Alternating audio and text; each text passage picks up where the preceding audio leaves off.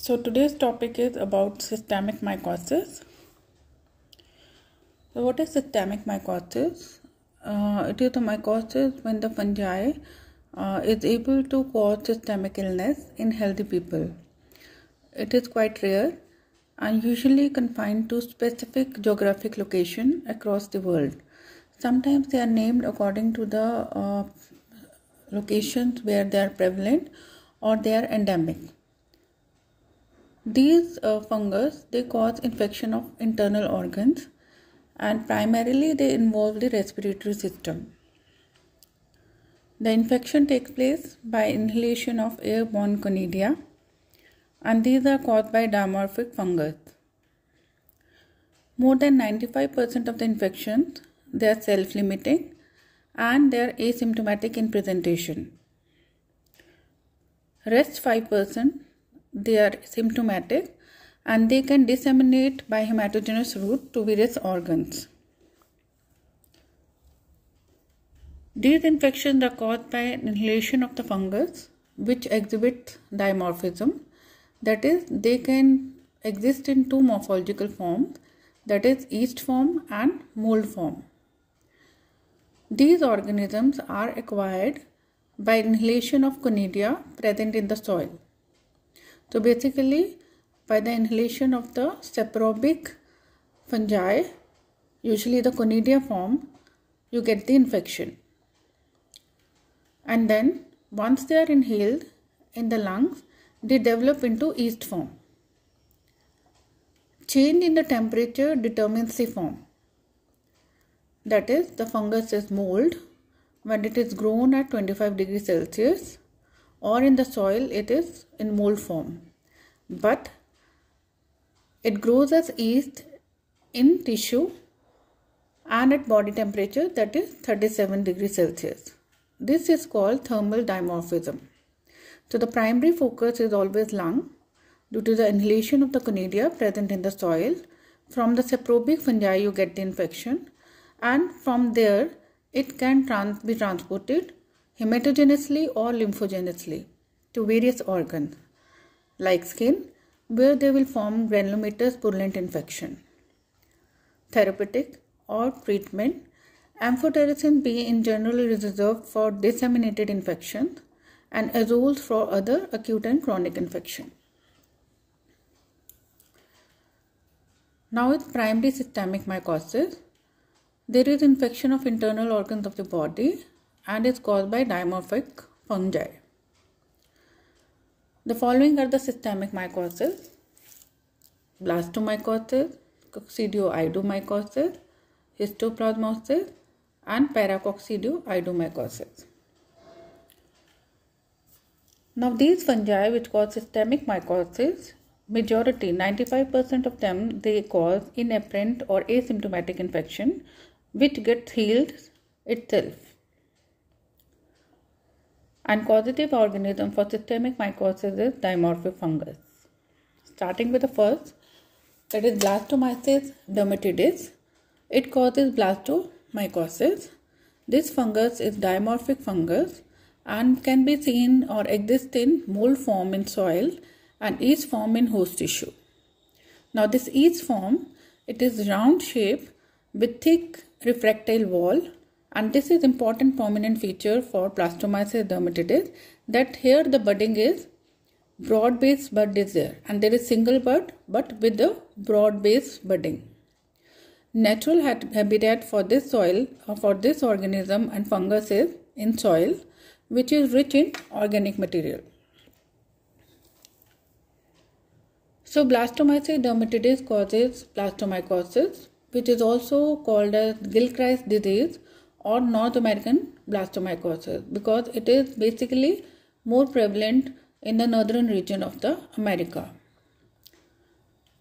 It produces a chronic infection which is characterized by formation of suppurative granulomatous lesion found mainly in the lungs, from where it can disseminate throughout the body. Mode of transmission is inhalation of the conidia, airborne conidia. Now these conidia are what? They are the vegetative spores. And by the inhalation of the vegetative spores or conidia present in the soil, the infection takes place. Pathogenesis. Once it is inhaled, the infection takes place in the or involves the respiratory tract, and the inhaled gonorrhea, they differentiate into yeast form, yeast cell, which initially cause abscesses, and then there is a granuloma formation. Here dissemination occurs very rarely, but it can involve skin and bone sometimes. Coming to lab diagnosis, the various samples which can be collected for this is depending upon the site of involvement. If pulmonary site is involved, sputum, and if skin is involved or subcutaneous tissue is involved, then skin scraping can be taken. Direct microscopic examination can be done by KOH mount, and tissue biopsy can be taken. And for tissue biopsy, we can do various histopathological staining like PAS, GIMSA staining, and H&E staining can be done. So what you will see in the direct microscopic examination, there would be, so whenever you are examining the tissue directly, which form you will see? You will see the yeast form in the host tissue cells. So here you will see thick walled yeast cell with single broad based bud. The important feature of blastomycete dermatidis is that here yeast cell will be there, but there would be broad based budding. Culture can be done on Seborrheic dextrose agar.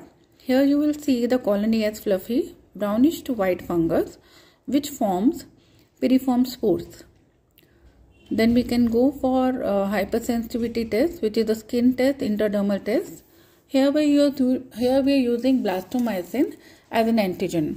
Now blastomycin is what? It is the extract which is taken from the mycelial phase of the fungus, and it is similar to tuberculin test, and it detects the delayed type of hypersensitivity reaction. Serological tests which can be done for antigen or antibodies detection against the fungus, they are not very reliable and useful. For the treatment, itraconazole can be given for mild pulmonary and non-CNS extrapulmonary blastomycosis in immunocompetent patients. Whereas amphotericin B, it is reserved and is drug of choice to treat severe cases. Surgical excision is of some help. Now this picture shows the morphological or the dimorphic nature of the blastomyces dermatidis. On the left side picture, you can see it shows the yeast form of the blastomyces dermatidis. You can see that yeast, they are round form, globose shape, and they have a broad base budding. Where the bud is arising, it has a broad base. So this is typical feature of blastomyces dermatidis, and there is a picture of 8 formation in this, and there is always a yeast with broad base buddings, single bud. On the right side or the lower picture, you can see the mold form of the morphology of the blastomyces dermatidis. Here you can appreciate the hyphae. Hyphae, they have septation. So they have a septate hyphae, and then you can see one cell or single celled conidia present on the short conidiophores. Okay, stalk like structure is conidiophore, and you can see that sometimes they are present over the on the side of the septate hyphae or on the top of the short conidiophores. So this is the mold morphology of the blastomyces dermatidis. Next is Coccidioides immitis.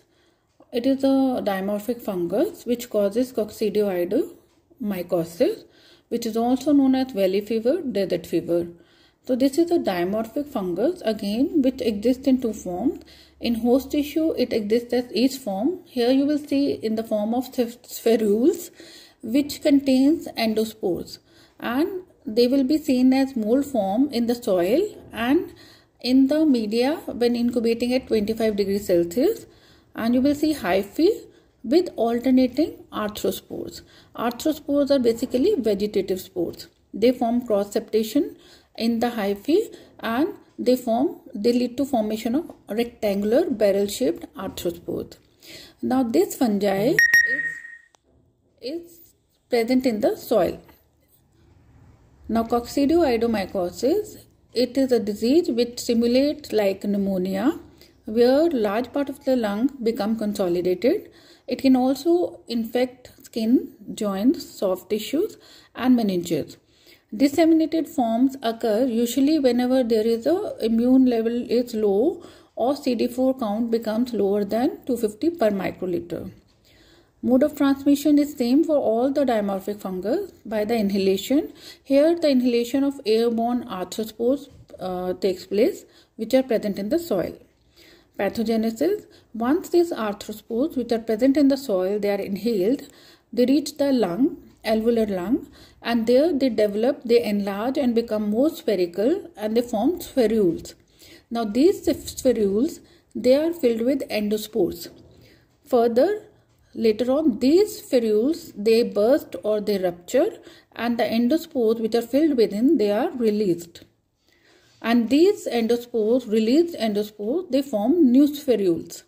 Now these spherules, newly formed spherules, they can disseminate throughout the body. This shows the culture of Coccidioides immitis, and here you can see the downy grayish white colony with the tan to brown reverse. The reverse is seen at the back of the colony, which you cannot see right now, but it is grayish white colony, and at the back or the reverse side you will appreciate tan to brown color. This is the mold form of the hyphae, mold form of the culture which you have seen. When you will do the QH mount of this, you will see the septate hyphae. And if you see the diagram, the septations are there, and also orthoconidia. Orthoconidia are rectangular, barrel-shaped orthoconidia with empty spaces. You can see there are something missing, that is the empty spaces with alternating rectangular barrel-shaped orthoconidia with septate hyphae. This is morphological form of Coccidioides immitis. This shows the dimorphic nature of Coccidioides immitis. Left picture shows the tissue section of, and here you can see the spherules of Coccidioides immitis with endospores also. Even releasing the endospores are being released. The picture is also there. And the right side picture is the morphological form of mold. Here you can see typically single-celled hyaline rectangular to barrel-shaped alternate arthroconidia. So you can appreciate the rectangular barrel-shaped arthroconidia hyaline and the single-celled. This is the mold form of the morphological form of the Coccidioides immitis. The tissue form you will appreciate, or the yeast form you will appreciate at 37 degrees Celsius, and mold form you will appreciate at 25 degrees Celsius. Lab diagnosis. Again, for the lab diagnosis, we can do the microscopic examination of the tissue scraping or sputum. KH mount can be made, where you will see characteristic thick double-walled spherules containing endospores, which are around 20 to 80 micrometer in size. So typically you will find in the tissue spherules with endospores. On culture you will find the mold morphology, and you can culture on Sebrod's medium. Here you will find the hyphae which contain barrel-shaped rectangular arthrospores, alternating arthrospores with emptying cells in between. Serological test, we can do precipitin test, which is immunodiffusion test. Here you will demonstrate the rising titer of IgM antibody, and this indicates recent infection. We can also do complement fixation test. Here rising titer of IgG antibody, it indicates dissemination of infection. Similarly, here for this we can also do exoantigen test or skin test, which is the hypersensitivity test, delayed type of hypersensitivity test. Here we can use two antigens, that is coccidioides by using mycelial extract of the fungus, and spirulin, which is the yeast extract of the fungus, that is spherules, as an antigen. The positive test indicates prior infection but does not necessarily indicate it is active infection. So it only tells about the that the patient has been exposed to the infection. Treatment is ketoconazole for primary infection, amphotericin B or itraconazole for disseminated infection, Fluconazole is a drug of choice in case of meningitis because of the good, better penetration in the blood-brain barrier. Then is Paracoccidioides brasiliensis. This is also a dimorphic fungus which causes systemic mycosis. It exists as mold form in soil and yeast in tissue. Yeast form here is thick walled with multiple buds. Now here is yeast form with multiple buds, but multiple buds they have narrow base budding. So in all the systemic mycosis, you will see the budding is narrow base only, except in the Blastomyces dermatidis where it is broad based. So once you will see the yeast cell with multiple buds, and these multiple buds are present around the circumference of the yeast, and this resembles a ship steering or pilot wheel or Mickey Mouse like appearance. This fungus is present in soil and it causes paracoccidioidomycosis, also known as South American blastomycosis. Now this causes chronic granulomatous disease of skin, mucous membrane, lymph node and internal organs. Mode of transmission remains the same for all: inhalation of airborne conidia. Pathogenesis: spores are inhaled and the early lesion occurs in lung. It has two presentation, that is acute or juvenile presentation, and then chronic or presentation is there. And the acute or juvenile presentation, you will see that it affects the younger patients or younger people, and it is more serious but less frequent. Whereas the disseminated form, this is more common. It affects the older people, but it is less severe and usually confined to lungs. Asymptomatic infection is more common. This shows the tissue section, that is of the lung, and GMS staining is there, that is Gomori methanamine silver staining is done of the lung tissue. And on the left side picture, you can see there is a yeast with multiple buds surrounding it at the circumference, and this is showing the Paracoccidioides brasiliensis multiple narrow base budding yeast cells. And the right picture is showing the phase contrast of the cells, yeast cell only, from the culture. It is more clearer and closer view where you can see the bud, the multiple buds at the circumference of the yeast cell, and this gives the pilot wheel or mariner's wheel or Mickey Mouse type appearance. Lab diagnosis. Direct microscopic examination from the pus or tissue can be done. KOH mount can be made where you will see the large yeast cell with multiple buds with the pilot wheel or mariner wheels or Mickey Mouse appearance. Culture can be done on Sebrod agar, where you will see septate hyphae with mycoconidia. Similarly, skin hypersensitivity test can be done using paracoccidioides antigen, which detects the late type of hypersensitivity. Serological, we can do complement fixation test or immunodeficient test. Here you will see the rise in antibody titer. Significant rises, good indication of the infection. And treatment can be done. Itraconazole is a drug of choice. Amphotericin is always reserved for the severe type of infection or disseminated infections. Then is Histoplasma capsulatum. Histoplasma capsulatum. Now this word capsulatum, it is misnomer. That is, this fungi is not capsulated. It is also known as Darling's disease because it was reported by Samuel Darling. It represents a biohazard to lab personnel, which means whenever you are handling the culture of histoplasma, it has to be done in a biosafety level 3 because they are highly hazardous and highly infectious. There are 3 varieties of Histoplasma capsulatum, that is Histoplasma capsulatum variety or var duboisi, var farsi minosum. It is endemic in USA, Ohio River Valley and Mississippi River. In India, it is endemic in or present in the West Bengal along the Ganges. Transmission takes place by inhalation of the spores present in the air or dust, and it comes from the contaminated soil. Clinically, it can be seen as pulmonary, mucocutaneous, and disseminated histoplasmosis.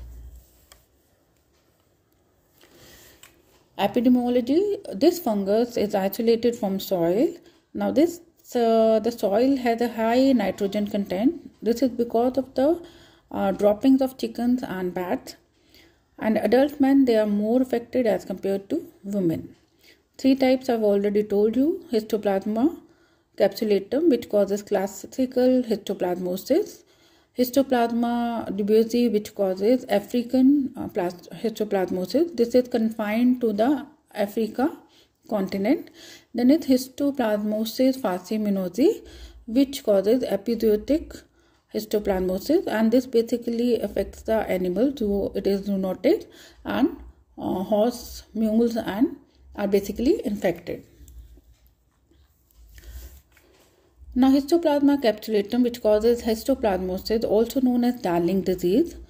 It is a dimorphic fungus which exists as yeast cell in host tissue.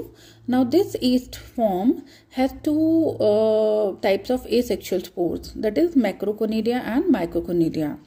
Macroconidia is tuberculate form, and which is like thick-walled finger-like projection, and microconidia, they are thin, they are small, and they are smooth-walled. This fungus is present in soil which is enriched with the bird droppings.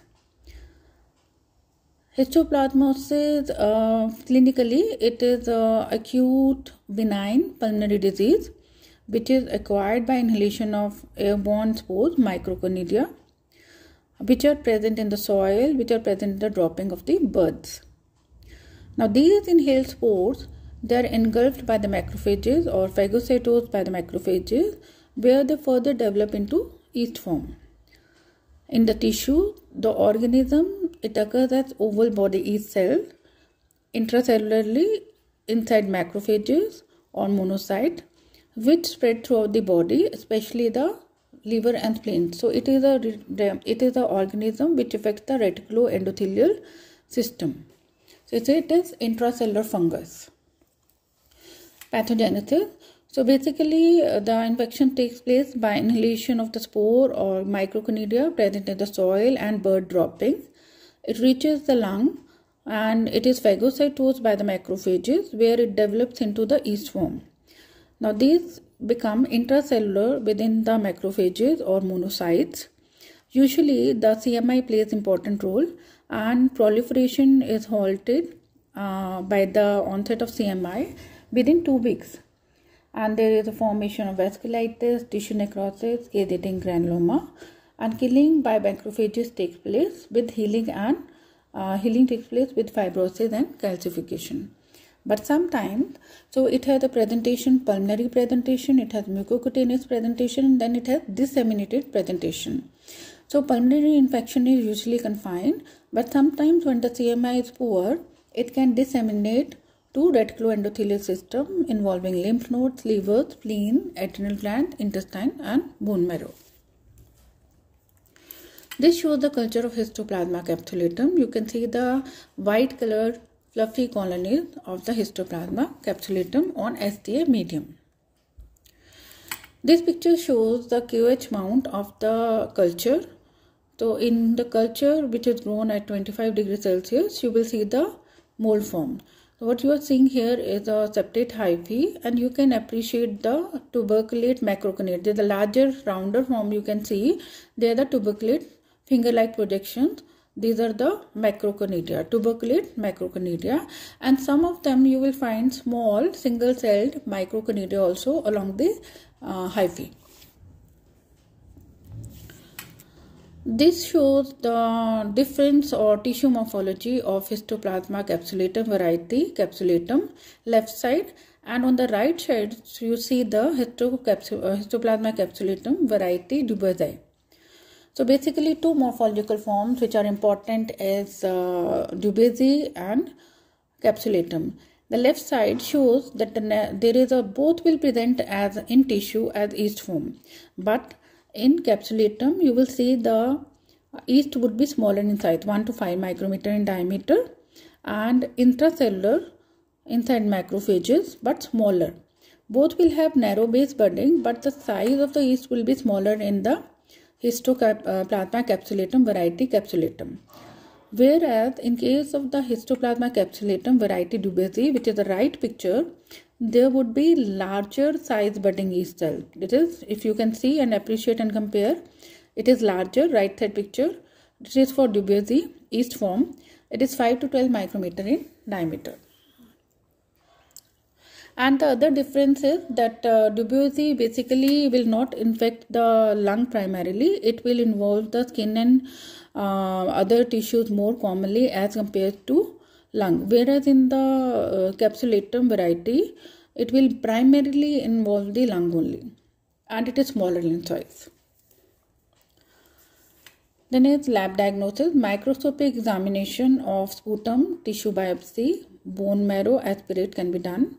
Here you will see oval yeast cell, intracellular phagocytose within the macrophages. Culture can be done on Sebrod agar, where you will see presence of septate hyphae with tuberculate macroconidia, that is finger-like projection in culture at 25 degrees Celsius. This is diagnostic. On brain heart infusion agar, this is you will see fusiform blastospores with large vacuole giving a characteristic crescent shaped appearance. Here also you can do intradermal skin tests. Here we will use histoplasmin as an antigen, which is a mycelial extract of fungus. This is useful for epidemiological purposes for the incidence of the infection. Does not indicate active disease. Treatment is amphotericin B. For all the infection, disseminated infection, amphotericin B is the drug of choice. For pulmonary infection, itraconazole can be given. So this shows the morphological forms of Histoplasma capsulatum. The first picture, the A picture, shows the yeast form. You can see that it is intracellular. Yeast is intracellular. It is small yeast and present within the macrophage. Then the B shows the mold form. B and C are basically morphological mold form of the Histoplasma capsulatum. And B show the basically septate hyphae. You can see the septation, and then at the end you can see the tuberculate macroconidia, the larger macroconidia. They are 7 to 15 micrometer, and the finger-like projection you will see macroconidia. Then it's the C picture is also mold form. Part of it you will see two types of conidia, macro and micro. In the microconidia they are smaller, single, and they are smooth walled. They will be present at the side of the septate hyphae. So they are 2 to 5 micrometer present on the side of the hyphae. These are the microconidia. Then the last is Cryptococcus neoformans. Now the Cryptococcus neoformans is not a dimorphic fungus. I am covering this because sometimes they can cause the systemic mycosis. Otherwise they are opportunistic fungus. And you will be in the next lecture you will be having opportunistic mycosis. So, but I am covering this because this can also cause systemic mycosis. Otherwise, it is a true fungi and it is not dimorphic fungus. It is a oval yeast, budding yeast, which is capsulated. The capsule is polysaccharide in nature and it is 4 to 20 micrometer in size. So, it is a budding yeast cell with a large polysaccharide capsule, not dimorphic. The habitat is soil, which is enriched with the pigeon droppings. Now, these pigeon droppings have a nitrogenous source by which the fungi survive in this environment. Whereas the birds, the pigeons, they don't get infected because of their high body temperature. Cryptococcus neoformans cause cryptococcosis, also known as torullosis, and European blastomycosis. This is most common fatal causes the life-threatening fungal disease in AIDS patient. Mode of transmission is by inhalation of the airborne yeast cell. There is no human-to-human transmission. Pathogenesis is the lung infection occurs as the result of inhalation of the yeast cell, which are present in the soil or pigeon droppings. And the infection is usually asymptomatic, but sometimes they can produce pneumonia also. Disease occur more commonly in patients who have altered cell-mediated immunity, especially AIDS patients. Via the hematogenous route or bloodstream, they can reach the CNS and cause the cryptococcal meningitis. There are two varieties of Cryptococcus neoformans. One is Cryptococcus neoformans and the other is Cryptococcus neoformans geti. There are four serotypes, that is A to A, A to D, A, B, C and D. The Cryptococcus neoformans species it corresponds to A and D, whereas geti it corresponds to B and C. Serotyping is based on capsular agglutination reaction. All the serotypes, they can cause the human disease. But most commonly is caused by A and D, and which is the serotype of Cryptococcus neoformans. Pathogenesis. The organism or the fungus, it enters through the lung by inhalation of the basidospores of Cryptococcus neoformans. These are the sexual spores of the Cryptococcus neoformans. Once it reach deep into the lungs, there it causes pulmonary infection. Usually pulmonary infection is self-limiting in most of the cases, and this infection occurs more common in men as compared to women. Sometimes it can also cause cryptococoma, where you will see formation of discrete nodules. Another presentation of Cryptococcus is disseminated cryptococcosis, where it can cause CNS cryptococcosis. How the CNS spread take place is, the cryptococcus has the ability to cross the blood-brain barrier, and these each cell, they can either directly migrate across the endothelium or they can be carried within the macrophages as Trojan horse. So, and there they can cause the meningitis, and there would be headache, there would be fever, there may be cranial nerve paralysis, there may be loss of vision. So all these presenting symptoms would be there. Apart from that, other presentation could be cutaneous and mucocutaneous cryptococcosis. It can also cause osseous cryptococcosis, where it will involve cranial bones and vertebrae. It can also cause visceral cryptococcosis, affecting heart, testes, prostate and eye. Just a brief summary of how this infection takes place. So basically this serotype or the fungi is present in the bird excreta, which have a nitrogenous source for the survival of the fungi, and also it is present in the eucalyptus trees. So these are the two habitats where the fungi can develop or you can get the infection. They are the reservoir. So the inhalation of the basidospores present in the soil or in the bird excreta, basically pigeons dropping, it reaches the lung, and in the lungs it then develops into the yeast form. The yeast form is then usually pulmonary infection takes place, and then it can be confined usually. It is opportunistic. Whenever the CMI is lower, it gets disseminated to various organs, and also it can cross the blood-brain barrier and reach the brain, where it can cause CNS cryptococcosis and also involve various bones, various visceral organs, to which we can culture and look for the organism. Now, what are the various risk factors which favors the infection by cryptococcus? So patients who have advanced HIV infection, they have less, or we have CD4 cell count, usually less than 200 per microliter. They are at higher risk. Also patient with hematological malignancy, transplant recipient, patient who are on immunosuppressive or steroid therapy, and in the old buildings where remodeling or demolition is happening, their more exposure to the spores can lead to infection with Cryptococcus. Now, what are the various virulent factors that makes this fungi very pathogenic or opportunistic in nature? This includes polysaccharide capsule, which acts as antiphagocytic, then melanin production, which acts as antioxidant. Also, it produces mannitol, various enzymes, superoxide, dismutase, protease, phospholipase B, other enzymes like urease, and this organism has the ability to grow at 37 degrees Celsius. So all these factors, they increase the degree of pathogenicity of Cryptococcus.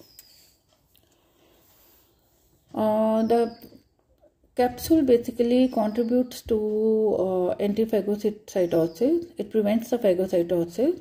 Also, it inhibits the host's local immune response by blocking antigen presentation to T cells. It also depletes of complement. This is how it contributes to virulence. Then it has the ability to produce melanin. It produces the enzyme phenyl oxidase, which breaks down the caffeic acid to melanin. Now this melanin, it protects against oxidants which are produced by the immune cells. So it acts as antioxidant. This also decreases cell wall porosity. It also produces other enzymes like phospholipase and urease, which also contributes to virulence of the pathogen. Lab diagnosis. Specimen for this infection can be collected like sputum for pulmonary infection, meningitis, CSF.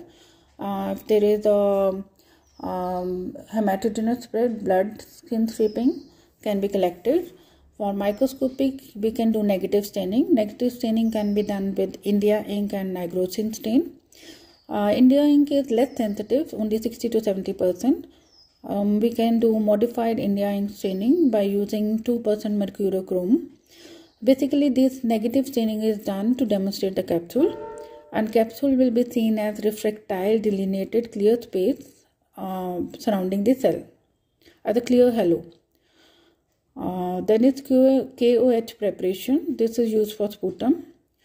Then is gram staining, and all the things you will see the yeast cell with the clear halo, which is the capsule. In gram staining, you will see the gram positive budding yeast cell, which is surrounded by a halo or clear space, which is capsule. So this shows the left side picture shows the gram staining, where you will see the gram positive budding yeast cell with the capsule surrounding it, which will be unstained area. And then in the right side picture, you will see the negative staining, where the background would be black and the yeast would be seen, budding yeast would be seen with the halo surrounding it, which is again unstained, but it contrastingly you can see it against the black background. So this is the prominent thing about Cryptococcus is that the capsule is quite larger. If you see the capsule, there would be budding yeast cell, and the capsule is around twice the diameter of the yeast cell. Other stains which we can use is mucicarmine stain. It stains the carminophilic cell wall of Cryptococcus neoformans. And then we can use Meson-Fontana stain. This helps in demonstrating production of melanin, which is important virulence factor of Cryptococcus neoformans. Then is Elchin blue stain. It helps in demonstrating capsule. This shows the mucicarmine stain, where you can see this is a silver stain, where you can see the black color budding yeast cells. In this is a tissue stain basically, and histopathological fungal stain. This is PAS stain, which is periodic acid shift stain. Here this is the staining is done of lung tissue, where you will see the rose colored budding yeast cell in this. You can appreciate the budding yeast cell. It would be rose colored. Culture. The aspirates and tissue, they can be inoculated into Sebrot extros agar. And here the colonies of Cryptococcus neoformans, they are very rapid. They can fastly grow at 37 degrees Celsius, even at 25 degrees Celsius within 48 to 72 hours. And the colonies, they are soft, they are glistening, they are smooth, usually mucoid, and cream to yellowish brown in color. The important thing about this is that they are very fast growing, and they can grow at 25 and 37 degrees Celsius, and the colonies are formed within 48 to 72 hours. And you can see the colonies on the SCM medium. Here you can see the white colored or off-white colored colonies, which are moist and mucoid. White colored colonies can be appreciated on the tube, ST tube.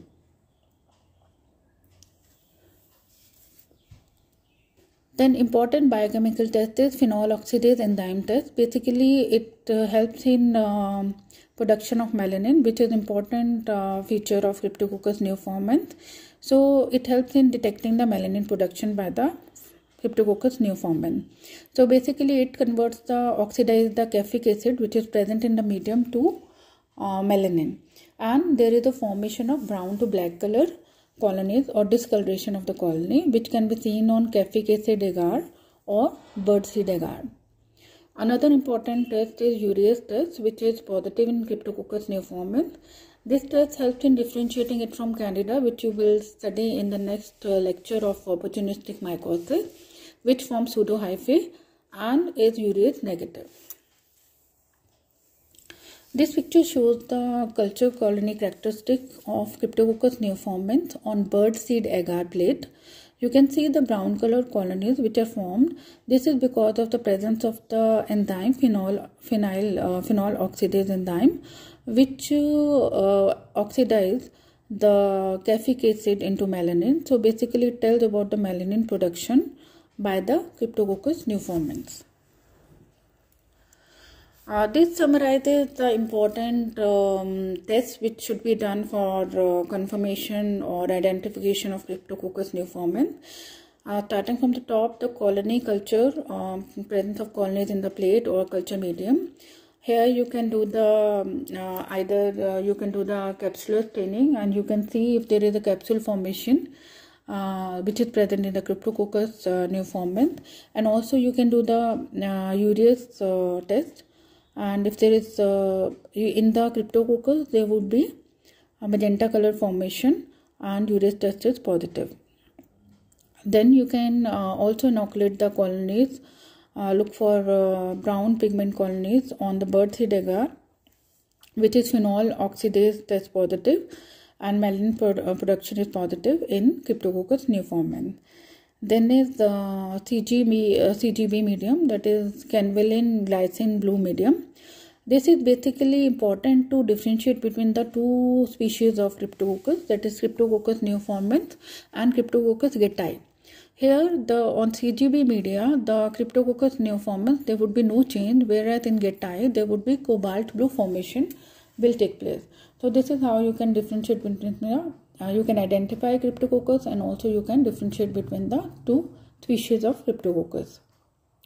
Serological, we can go for detection of cryptococcal antigen. This is done by latex agglutination test, and we look for polysaccharide capsular antigen in CSF, blood and urine.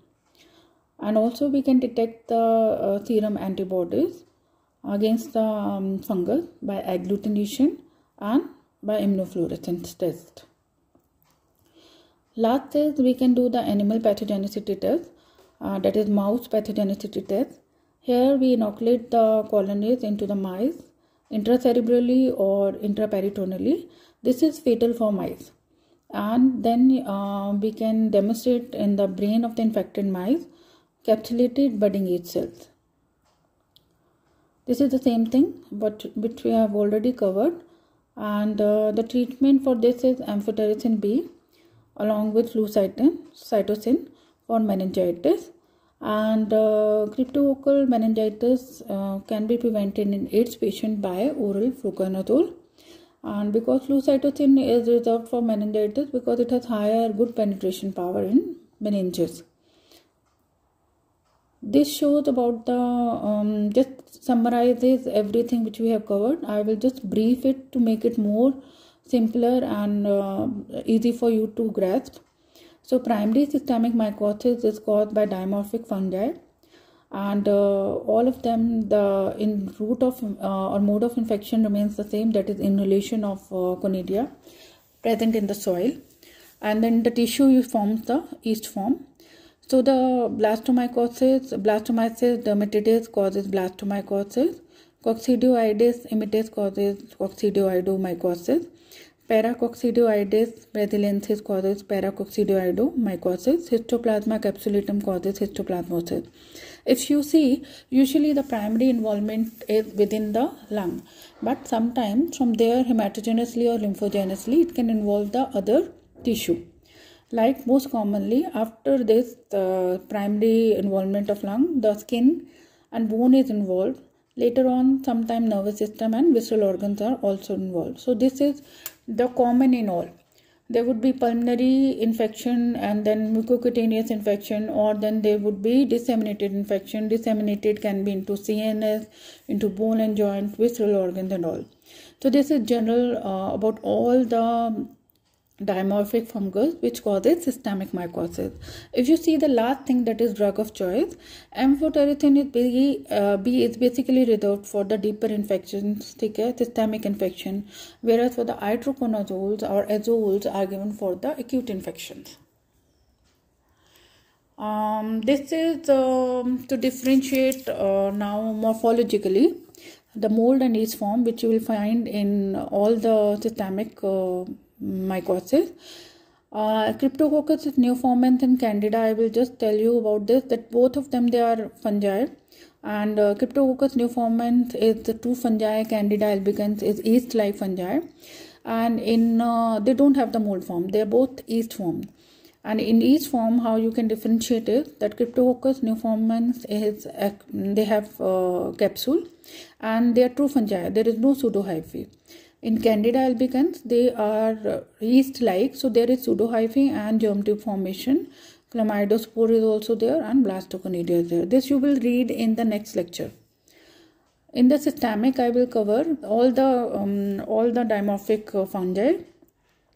If I have to, I will first cover the yeast form. Yeast form, if you see, all them they present with yeast form in host tissue. Histoplasma capsulatum has the smaller yeast form, and all the yeast form, they have narrow base budding. Okay, whereas the Blastomyces dermatitis has the broad base budding. Coccidioides immitis, they have spherules. Yeast is in the form of spherules. Paracoccidioides braziliensis, they have a yeast form but multiple buds, but buds have narrow base budding, and this is present on the circumference and gives a mariner's wheel appearance or Mickey Mouse cap. So this is about the yeast morphology of different dimorphic fungi. Coming to the mold morphology. Histoplasma capsulatum, it produces two types of asexual spores or conidia, macroconidia, tuberculate, finger-like projection, and microconidia, piriform, pear-shaped. Blastomyces dermatitis produces hyphae and septate hyphae with a piriform single conidia can be seen. These are lollipop forms. Paracoccidioides braziliensis also are similar to Blastomyces dermatitis. In Coccidioides immitis, you will see thick-walled arthroconidia. They are septation, they are rectangular, barrel-shaped with empty cells in between. So this is typical of Coccidioides immitis. That's all for today. Thank you.